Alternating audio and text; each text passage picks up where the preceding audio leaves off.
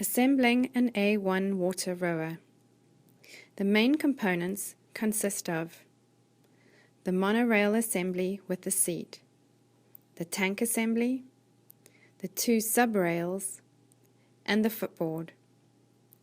Included in the box is also the siphon pump, the sub-rail bracket, the owner's manuals, and the bits bag with all the nuts and bolts.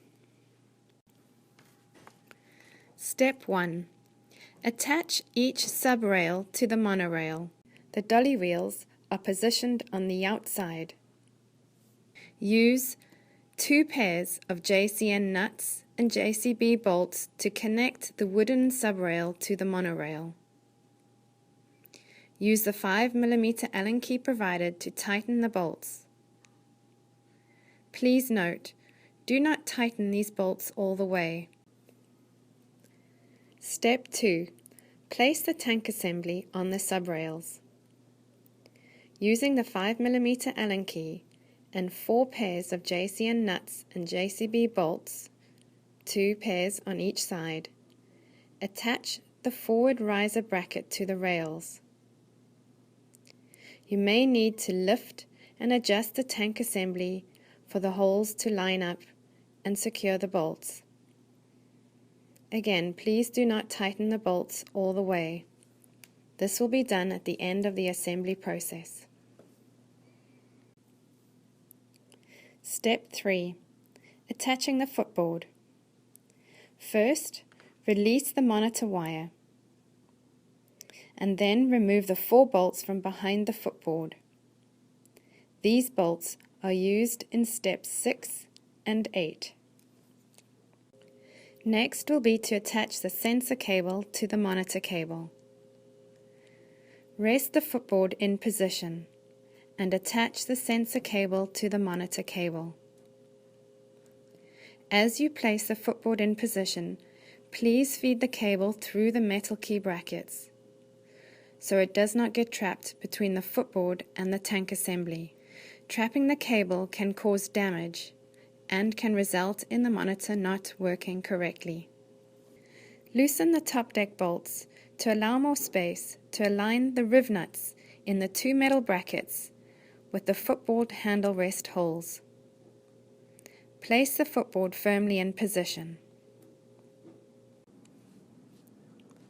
Step 4.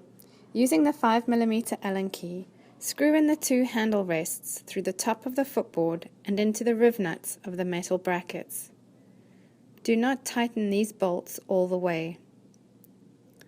Also note, the flat edge of the handle rest is facing downwards. Step 5. Screw in the long clamp bar bolt. By having kept all the screws loose, will allow movement in both the footboard and monorail to align the center holes. Screw in the long clamp bar bolt far enough so it secures the footboard to the monorail. You do not need to tighten this bolt all the way. Step 6. Securing the back of the footboard.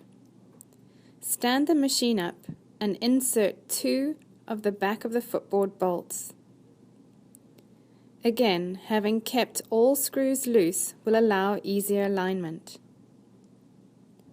You can also apply pressure to the sub-rail and to the footboard to help with alignment.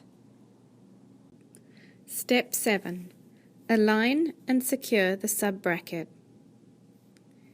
Insert the sub-bracket bolt through the U in the rail sub-bracket and into the monorail.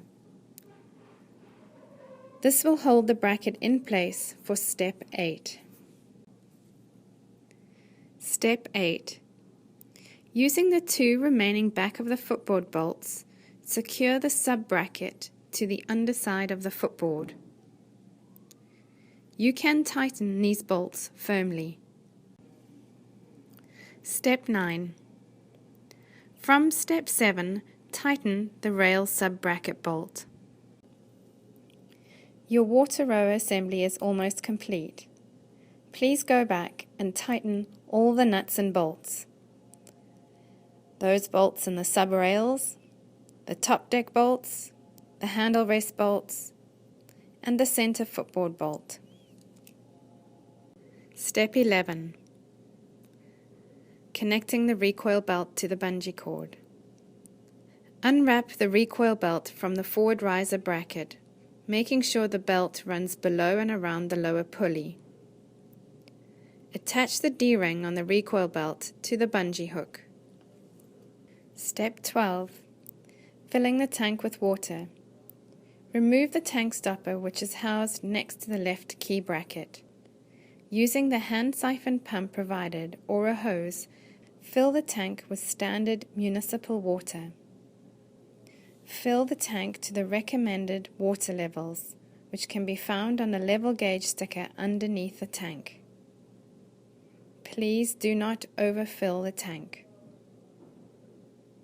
You are now ready to row.